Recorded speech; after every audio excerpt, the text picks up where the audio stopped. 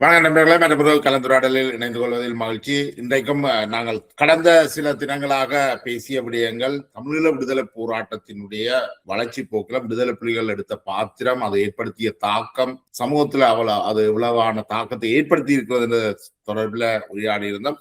குறிப்பாக விடுதலை புலிகளின் காலகட்டத்தை, அவர்களுடைய உருவாக்க காலகட்டம் முதல் ஐபிகே வரும் வரையான காலகட்டம், அதற்கு பிறகு ஐபிகே வந்த பிறகான காலகட்டங்களை பார்த்திருந்தோம். இன்றைக்கு நாங்கள் குறிப்பாக உரையாட இருக்கிற விஷயம் விடுதலை புலிகள் உருவாக்கிய இந்த டிஃபெக்டோ ஸ்டேட், நிழல் அரசு என்றிவர்கள் என்று சொல்லுகின்ற இந்த விஷயத்தை அவர்கள் எப்படி உருவாக்கினார்கள், அது எவ்வாறான தாக்கத்தை ஏற்படுத்தி இருந்தது என்பது தொடர்பில் கதைக்க இருக்கின்றோம்.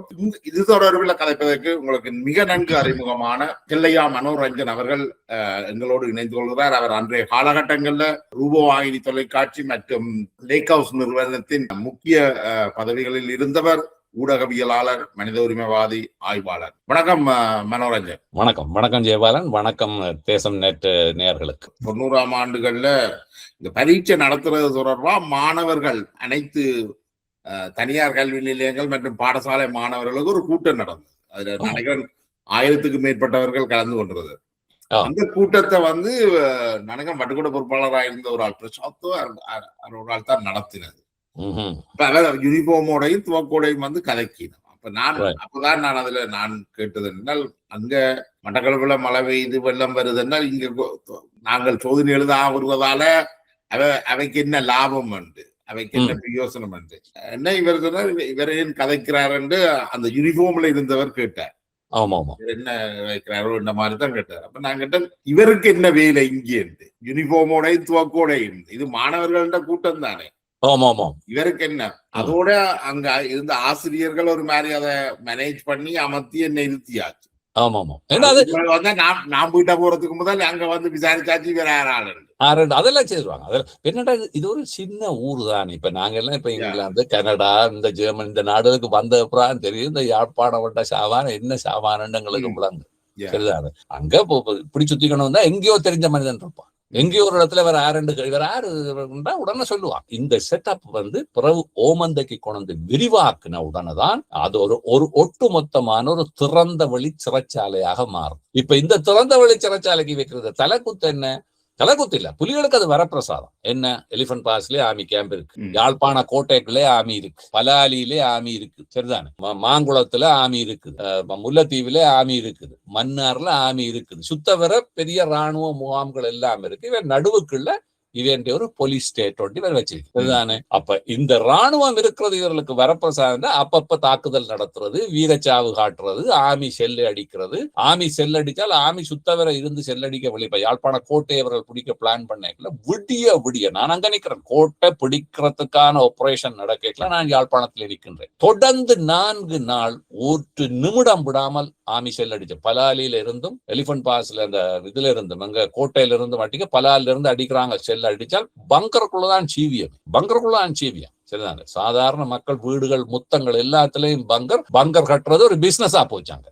அது ஒரு தொழிலா பள்ளிக்கூடங்கள முத்தங்கள்ல பங்கர் கட்டுறது, வீடுகள்ல பங்கர் கட்டுறது, மணல் மூடை அடிக்கி பங்கர் கட்டுறது. யாழ்ப்பாணத்தான் அடுத்த கட்டத்துக்கும் போயிட்டான். கான்கிரீட் போட்டு பெர்மனண்டா கட்டி கொண்ட வச்சு லைட் இழுத்து விடுவோம்டா. லைட் இல்ல, சைக்கிள் டைனமோ வச்சு லைட் சுத்துறது, சாப்பாடை கொண்டே பங்கர். இப்படி ஒரு பங்கர் கலாச்சாரம் கொண்டு இந்த சூழலுக்குள்ள யாழ்ப்பாண சமூகத்தை கொண்டு போனதுதான் இவர்களுடைய நிழல் அரசாங்கம். இந்த நிழல் அரசாங்கத்துல இன்னொரு விஷயம் நடந்து கொண்டிருந்தது. என்ன? அப்ப யாழ்ப்பாண பல்கலைக்கழகத்துல விசியா வந்துட்டார் பேராசிரியர் துரராஜா. அவர் பொறியியல் துறை நிபுணர். துரராஜாவை கொண்டு போய் அவற்றை முழு ஆதரவோட தான் யாழ்ப்பாண குடா நாட்டுக்கிட்ட புலிகளுடைய மிக சொபிஸ்டிகேட்டடான அண்டர் கிரவுண்ட் பங்கர் எல்லாம் டிசைன் பண்ணி கட்டுனது துரராஜா. அவரோட இன்ஜினியர் சொல்லி ஒரு தியரியை கொண்டு வந்தார். அப்ப துரராஜா புலி அரசியல் ஆதரவாளர் அல்ல. அப்ப அவரை கொண்டே வச்சுதான் பிரபாகரன் பிரபாகரன் குடும்பம் பிள்ளைகள் சீவிச்ச பங்கர் இருக்கல்லோ, அண்டர் கிரவுண்ட் பங்கர். அது நெல்லியடி ஆண்டிய பகுதியில அது இருந்தது பங்கர். அங்கதான் அந்த மிக பிரதானமான பங்கர் இருந்தது. யாழ்ப்பாண குடா டவுனுக்குள்ள வலிகாமத்துக்குள்ள 2-3 வீடுகள் இருந்தது, மிக பாதுகாப்பான கட்டுப்பாடுகளோடு. இப்ப இந்த சூழல் இதெல்லாம் இந்த யுத்த சூழல் இதுக்குள்ள பிரேமதாசாவோட சண்டையை துவக்கியாச்சு. சரிதானே? அந்த துரைராஜாவை வைஸ் சான்சலரா கொண்டு வரத்துக்கு விடுதலை புலிகள் உள்ளுக்கால ஏற்பாடு செய்தார்களா அல்லது அவர்?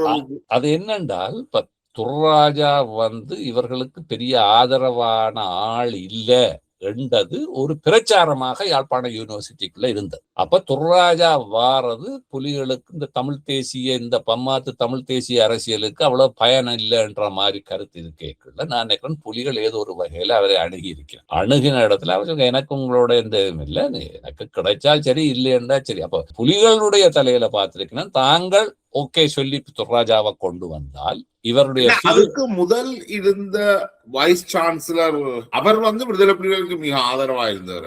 ஆமா ஆமா ஆமா ஆமா அங்க இருந்தவர்கள் எல்லாரும் ஆதரவான ஆக்கள் தானே. அதுக்கு முதல் சுனா வித்யானந்தன் இருந்தவர்.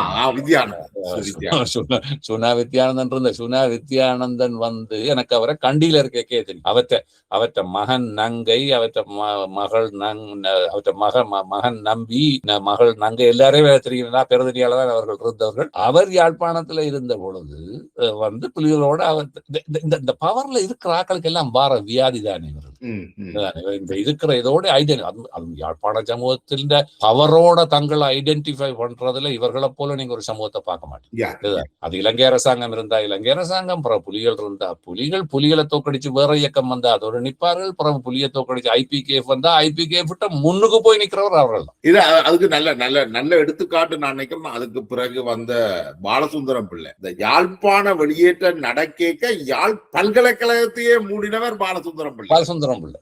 அதாவது தன்னுடைய மகள் கொழும்புல போய் பரீட்சை எழுதணும்ன்றதுக்காக யூனிவர்சிட்டியில யாழ் பல்கலைக்கழகத்தையே இயங்காமல் செய்தவர். இப்ப பாருங்க பாலசுந்தரம் பிள்ளை பேசுற பேச்சுகளை பாருங்க, அண்மை காலத்துல பேசுகளை பாருங்க. இப்ப இவர் எல்லாரும் இது ஒரு உண்மையிலேயே அகவயமாக மிக பலவீனமான சமூகம், ஒரு self confident less society. As a society நான் சொல்றேன் சரிதான். ஒரு தனி மனிதர்களாக சில பேருக்கு இந்த தன்னம்பிக்கை இருக்கலாம், ஆனால் ஒரு சமூகமாக மிக நலிந்த சமூகம். இந்த நலிவு காரணமாக இவர்கள் எந்தவித மலிவான நிலைக்கும் போவார் சரிதானே. இன்டெலெக்சுவல்ஸ் என்று சொல்லுகிறவருக்கு ஒரு தடவை இன்டெலெக்சுவல் என்று சொல்லுகின்ற பொழுது அந்த இன்டெலெக்சுவலிஸ் அவன் படிச்ச படிப்புக்கு நாங்க சொல்றேன், அந்த படிப்பினுடைய நேர்மை இன்டெலெக்சுவல் இன்டெகிரிட்டி என்று ஒரு சொல்றோம்.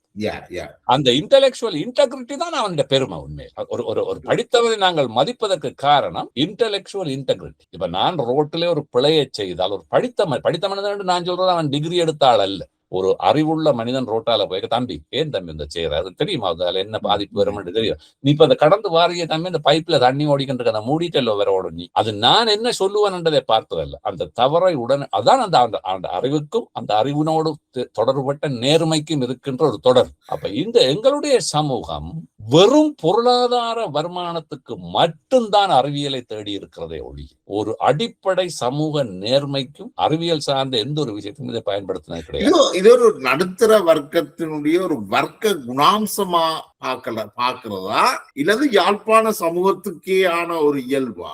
இப்ப என்னென்றால் நடுத்தர வர்க்கங்களுக்கு என்று சொல்லி நடுத்தர வர்க்கத்தை உருவாக்குறது இப்ப நீங்க சொல்றது ஒரு பெரிய சப்ஜெக்ட். எப்படி இந்த லிபரல் இக்கானமி அந்த ஓப்பன் இக்கானமி மார்க்கெட் இக்கானமி அது ஒரு இந்த சாதாரண உழைக்கும் வர்க்கத்தையும் ஒரு ஏக்கத்துடனான சமூகமா மாற்றி விட்டிருக்கின்றது உண்டு. ஆனா இந்த யாழ்ப்பாணியம் என்று நான் சொல்லுவது சரியான செல்ஃப் சென்டர்ட், வெரி செல்ஃபிஷ், மிக மிக குறுகிய வட்டம். இவர்களுடைய இந்த தேசம் என்று உணர்வை நீங்க டீகன்ஸ்ட்ரக்ட் பண்ணுனீங்கன்னா அங்க உள்ளுக்கு ஒன்றும் இல்லை. நீங்க நுணுக்கமான புள்ளிய தொற்றுறீங்களா? அந்த அறிவு என்றது யாழ்ப்பாண சமூகம் கல்வியில எப்பவுமே நாட்டத்தோட இருந்திருக்கு. அப்ப இத கேட்கிற பார்வையாளர்கள் ஒன்றை விளங்கிக் கொள்ளணும். யாழ்ப்பாணத்திலையும் வெவ்வேறு சமூகங்கள் இருந்து ஒடுக்கப்பட்ட சமூகங்கள் இருந்திருக்கு, கல்வியில கீழ்நிலையில் இருந்த சமூகங்கள் இருந்திருக்கு. நாங்கள் இப்ப கதைக்கிறது எலிட் குரூப்ஸ், கிட்டத்தட்ட ஒரு நடுத்தர வர்க்கம் அல்லது மேல் நடுத்தர வர்க்கத்தை தான் நாங்கள் கதைச்சு கொண்டிருக்கிறோம். அப்ப அவர்கள் இந்த கல்வியை எப்படி தங்களுக்கு சாதகமாக பயன்படுத்தலாம், ஒரு சந்தர்ப்பவாத தன்மையோடு தான் அது நடந்திருக்கு. இப்ப யாழ்ப்பாண சமூகத்தின் கல்வி இன்னொரு வகையில விளங்கப்படுத்த, ஒரு பக்கத்துல தமிழ் தேசியத்தை போற்றி கொண்டு விடுதலை புலிகளுக்கு பொன்னாட போத்தி கொண்டு, அதே நேரம் அதுக்குள்ள இருந்து தப்பி ஓடி வெளிநாட்டுக்கு போய் விடுதலை புலிகளுக்கு எதிராகவே குற்றச்சாட்டு வச்சு அகதி அந்தஸ்தும் எடுக்கிறது. அகதி அந்தஸ்து கிடைச்ச பிறகு திருப்பி விடுதலை புலிகளை ஆதரிச்சு எங்களுக்கு தமிழீழம் வேணும்னு நிக்கிறது. நீங்க சொன்ன இது அந்த முரண்பாடு அப்படியே பட்டவர்த்தனமா வெளிப்படுகிறது. அதை எந்த வெட்கமும் இல்லாமல் செய்யக்கூடியவர். இப்ப இந்த யாழ்ப்பாணத்தினுடைய கல்வியை நீங்க எடுத்தீங்கன்னா இவர்கள்ட்ட அனலைஸ் பண்ணா எங்க வந்து முடியும்னா, இவர்கள் ஒரு பக்கமாக ஆங்கில கல்வியையும் மற்ற பக்கமாக ஆறுமுக நாவலர் கல்வியோடு வாழ்ந்தவர். இந்த ஆங்கில கல்வி என்னத்துக்கு? இவர்களுடைய பௌதீக ரீதியான பெருமைகளுக்கு. சரிதானே? அவன் என்ற என்ஜினியர் இல்லை, அவன் மற்றவன் டாக்டர் இல்லை, மற்றவன் இதுக்குத்தான் இது. ஆனால் இவர்களுடைய வாழ்க்கை நெறிமுறை எல்லாம் மிக படு பிற்போக்குத்தனமான மதவாத, இனவாத, சாதிவாதம் தான் இவர்களுடைய ஆன்மீக வாழ்க்கை. இவர்களுடைய படித்த படிப்புக்கும் இதுக்கும் இடையில எந்த தொடர்பும் இல்லை. இல்ல அது இருக்காது. என்னென்னால் அவர்கள் படிப்பு என்றது வந்து ஒரு சர்டிபிகேட்டா பாக்க, சர்டிபிகேட் அதான் அது வந்து சோஷியல் அறிவா பாக்குறேன். அப்ப அறிவென்பது என்ன? உண்மையா ஞானத்தை விஸ்டம் என்ற ஆங்கிலத்தில் ஒரு சொல்லு வச்சிருக்கானല്ലോ, விஸ்டம் என்பதுதான் அது கிடையாது. இவர்கள் தங்களை இன்டலெக்சுவல்ஸ் என்று சொல்லிக் கொள்வார். Yes, you may be intellectual by book, அவ்வளவுதான், சரிதான். ஆனால் நீ அதை உன்னுடைய ஞானம், தமிழ்ல ஞானம் என்று சொல்றது, அதிக ஞானம் உள்ளவர்கள் அங்க கணக்க புத்தகம் எல்லாம் எழுதுறேன். புத்தர் ஒரு புத்தகம் எழுத இல்ல தோழர். ஏசுநாதர் கணக்கையெல்லாம் பிரசங்கம் செய்யல. அவர்கிட்ட இதை கேட்டாலும் மலை பிரசங்கத்தை பற்றி ஒன்றை பற்றி தான் சொல்லுவாங்க. அவர் ஜீவிச்ச காலமே வருஷம் 3-4 வருஷம் தான் அவர் பிரசங்கம் செய்த காலம். இதுதான் இவங்களோட இந்த படிப்புக்கும் இவர்களுடைய ஞானத்துக்கும் எந்த சம்பந்தமும் கிடையாது.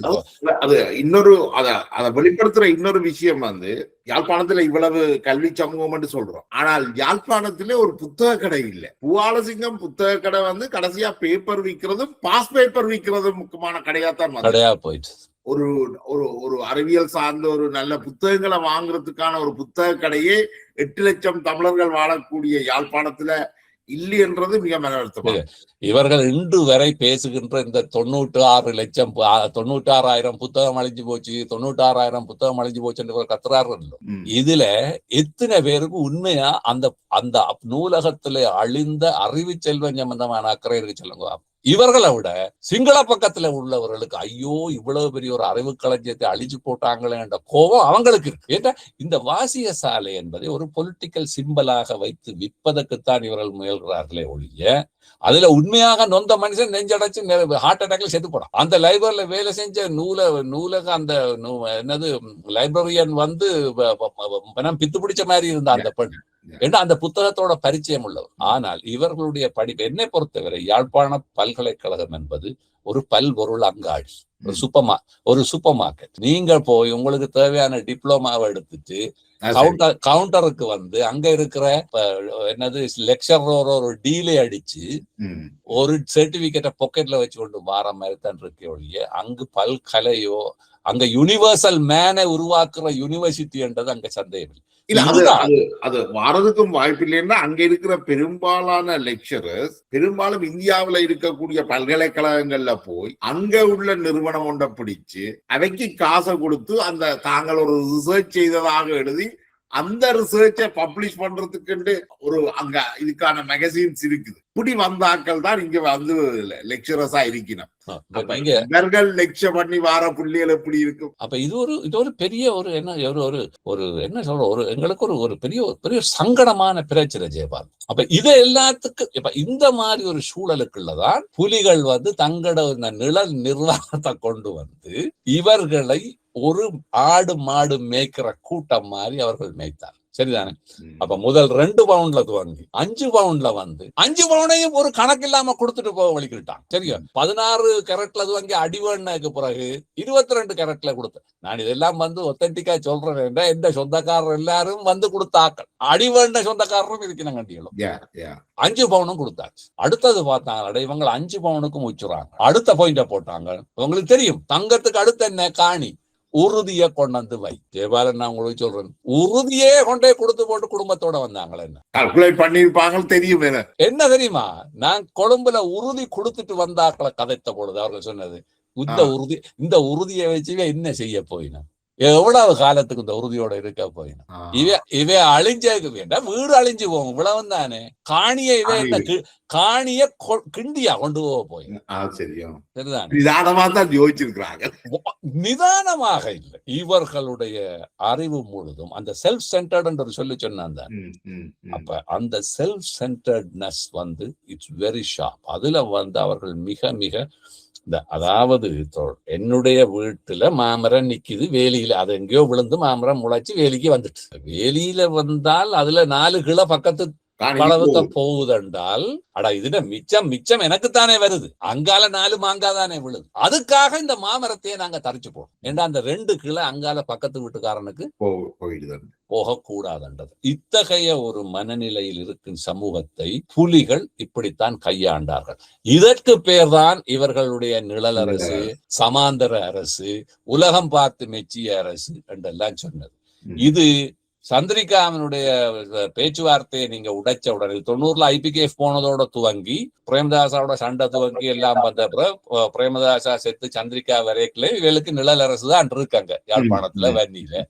பிறகு சந்திரிகாவோட பேச்சுவார்த்தையை உடைச்ச உடனே 95 நான் நினைக்கிறேன் அக்டோபர் மாதம் சந்திரிகா ரிவிரச ராணுவ இதை நடத்துறோம் சரிதானே, நடத்தி அப்படியே முழு யாழ்ப்பாணத்தையும் பிடிக்கல. இவர்கள் செய்த மிகப்பெரிய மடத்தனமான வேலையும் இவர்கள் எதிர்பார்க்காத விஷயம் இதெல்லாம் அந்த 2வது விஷயத்தை நான் கொண்டு வாங்க.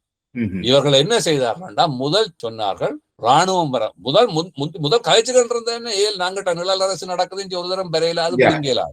மிகப்பெரிய எடுப்புல ராணுவம் பெற துவங்கினோன்னு முதலாவது யாழ்ப்பாணத்துக்குள்ள இருந்து வெளியில போனது புலிகளுடைய காரியாலயங்கள், தளவாடங்கள், ஆவணங்கள் எல்லாம் முதல் போயிட்டு யாழ்ப்பாணம். சனம் பலிக்கிட தயாராக இருக்கல என்ன வந்து சொன்னார்கள், கிணறுகளுக்கெல்லாம் நாங்க நஞ்சு விட போறோம், சைனைட் அடிக்க போறோம், வீடு வளவுகள்ல இருக்கல இளநி மரம் அந்த இந்த மரங்கள் இருக்கல எல்லாம் குண்டுதாக போறோம், நீங்கள் இருந்தியலோ சாவியல். இங்க ஒன்னும் தேசியம் எல்லாம் ஒன்றும் இல்லை. அந்த அச்சுறுத்தல் நான் போன சொன்ன இன்ஃபியூஸ்ட் ஃபியர் என்று சொன்னேன். இந்த இன்ஃபியூஸ்ட் ஃபியர் தான் இதுல அந்த விடுதலை புலிகள் யாழ்ப்பாணத்துக்குள்ள வச்சு சண்டை பிடிக்காததுக்கு ஏதாவது காரணம் இருக்கா? உண்டு யாழ்ப்பாணத்தின் விஷயம் இடம் வந்து கொரில்லா வார்ஃபேருக்கு ஏற்றதா இருக்காதுன்னு நினைக்கிறேன். அடுத்தது யாழ்ப்பாணத்துல உயிரிழப்புகள் நடந்தால் சர்வதேச ரீதியாக இருக்கிற புலம்பெயர்ந்த தமிழர்கள் அதை அனுமதிக்க மாட்டேன், அப்படி ஒரு பிரச்சனை இருந்ததா? அல்லது அதுதான் முதலாவது கரில்லா போராட்ட கதையெல்லாம் கிடையாது. 2வது சொன்னதுதான் பிரதானம். யாழ்ப்பாணத்தாண்ட வீடு வளவை எல்லாம் நாங்க டேமேஜ் பண்ணி போட்டா எங்களுக்கு வார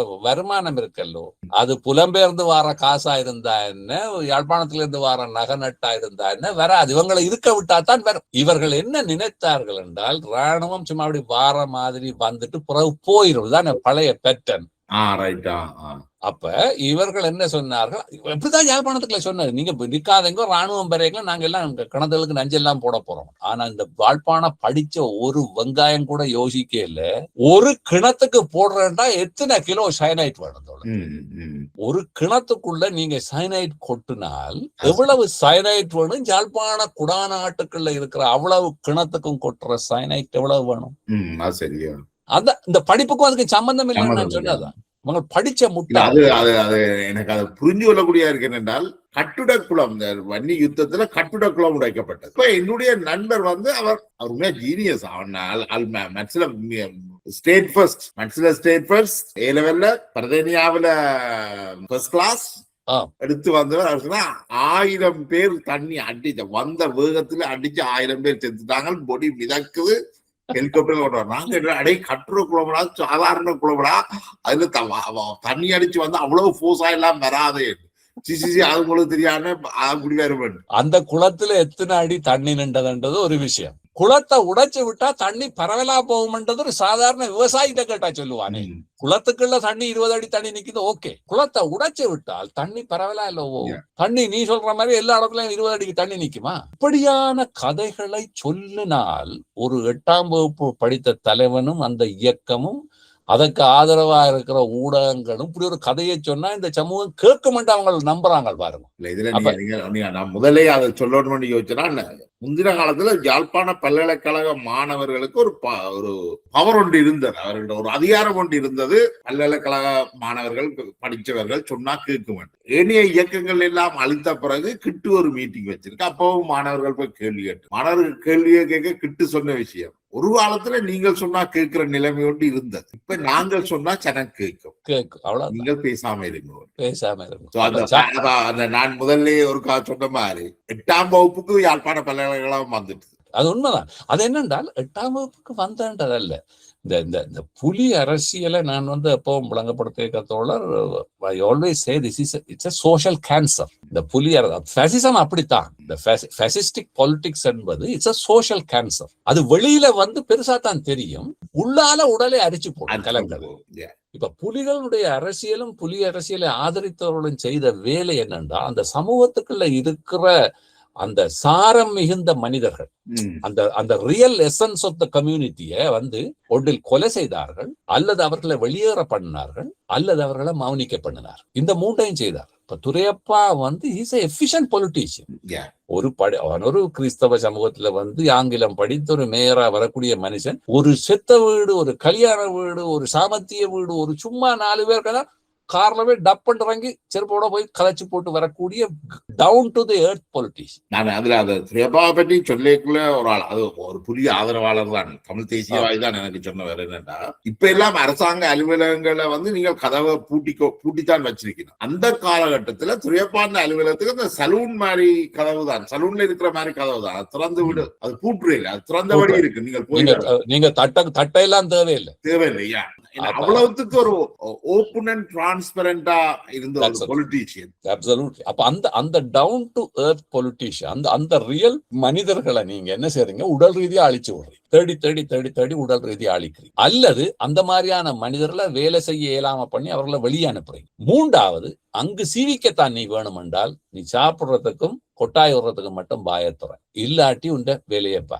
இது 4வது கட்டமும் வந்தது. இவர் என்ன கணக்க கதைக்காம இருக்கிறார் என்று இந்த சிந்தனை குற்றமட்டத்துக்கும் வந்துட்டு.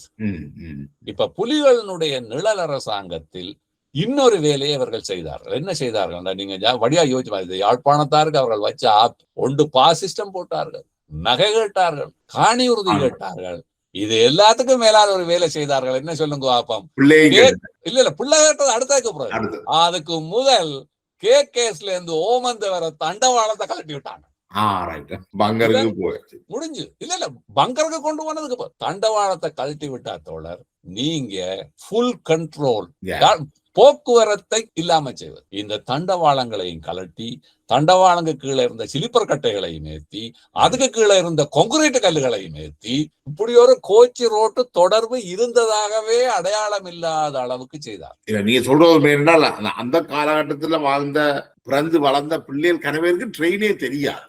2009 ராஜபக்ச ட்ரெயின் விடும் வரைக்கும் ட்ரெயின் காணாத ஒரு சமூகம் இருந்தது. இப்படி ஒரு எங்களுக்கு யாழ்ப்பாணத்துக்கும் கொழும்புக்கும் ட்ரெயின் சர்வீஸ் இருந்ததா என்றதே தெரியா. இந்த தண்டவாளம் கலட்டைகளோட ரோட்ல போற ஆக்களை பிடிச்சுதான் தண்டவாளம் மறுத்தது. தண்டவாளம் முழு நாள் முழுக்க அறுத்த ஒரு ஆள் நான் எழுது மட்டு வாழ வச்சு தெருவால போன அவ்வளவு பேரையும் பிடிச்சு தண்டவாளம் மறுக்க நானும் பிடிபட்ட நான் புலியில பிடிச்சு முழு நாளும் தண்டவாளம் மறுத்தனான். கை கொப்பளிக்க தண்டவாளத்தை அறுத்து போட்டார். இந்த தண்டவாளம் எல்லாம் ஒன்றில் பங்கருக்கு போனது, அல்லது சிறைச்சாலை, துணுக்காயில் அமைத்த சிறைச்சாலை. இப்ப அந்த மானிட்டரிங், இந்த பேசிசம் இந்த மானிட்டரிங் கம்யூனிட்டியை மானிட்டர் பண்ணி, ஒரு பக்கம் துணுக்காயில மிகப்பெரிய சிறைச்சாலை, கிட்டமுட்ட எங்க ஜெர்மனியில இருக்கிற கான்சென்ட்ரேஷன் கேம்ப் மாதிரி நீண்ட தண்டவாள இரும்புகளை அடித்து 2 வேலி, டபுள் வேலி முள்ளு கம்பிகள் போட்டு தான் துணுக்காயில இருந்த அந்த ரைஸ் மில்லோட இருந்த அந்த பெரிய ஏரியால இந்த அடிக்கப்பட்டது. அதுக்குதான் இந்த தண்டவாளங்கள் கொண்டு போகப்பட்டது. சரிதானே? இது கொண்டு போனது மட்டும் இல்லாம, பிரேமதாச அரசாங்கத்தோட இந்த உடன்பாடோட தென்னிலங்கையில போய் பாதுகாப்புக்காக நின்ற பழைய புலட் தோழர்கள், தெலோ தோழர்கள், இபிஆர்ல தோழர்கள், தங்களுக்கு சந்தேகமானவர்கள், யாழ்ப்பாணத்துக்குள்ள வடக்கு மாகாணத்துல இருந்த தங்களுக்கு சந்தேகமான ஆட்கள் எல்லாரையும் கொண்டு கிட்டத்தட்ட 2500 3000 பேர் வரை அடைத்து வைத்தார். அப்ப இவர்களுடைய நிழல் அரசு என்பது தமிழ் சமூகத்தை நிர்வகித்து, நாங்கள் உங்களுக்கு ஒரு அரசாங்கத்தை செய்து காட்டுகிறோம் என்பதற்காக கொண்டு வந்தது அல்ல.